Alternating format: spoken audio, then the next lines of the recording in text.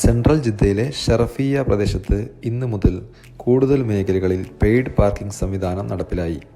ഫലസ്തീൻ street, King Fahd road, Medina road, Khalid bin Waleed street, King Abdullah road തുടങ്ങിയ തിരക്കേറിയ തെരുവുകളിൽ parking ഇനി ഈ സംവിധാനത്തിലൂടെ നിയന്ത്രിക്കും.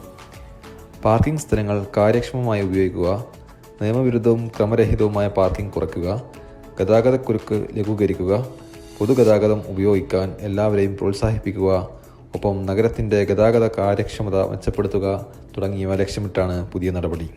പാർക്കിങ്ങിന് പണം നൽകാൻ 2 എളുപ്പവഴികളുണ്ട്. മൗഗിഫ് മൊബൈൽ ആപ്പ് വഴി, അതുപോലെ പാർക്കിംഗ് ഏരിയയിലെ QR കോഡുകൾ സ്കാൻ ചെയ്തും പണമടക്കാം. മൗഗിഫ് മൊബൈൽ ആപ്പ് ആൻഡ്രോയിഡിലും iOSലും ലഭ്യമാണ്. പണമടക്കാതെ പാർക്ക് ചെയ്യുന്ന വാഹനങ്ങൾക്ക് പിഴ ചുമത്തും. അതിനാൽ പുതിയ നിയന്ത്രണങ്ങൾ കർശനമായി പാലിക്കണമെന്ന് മുനിസിപ്പാലിറ്റി അഭ്യർത്ഥിക്കുന്നു.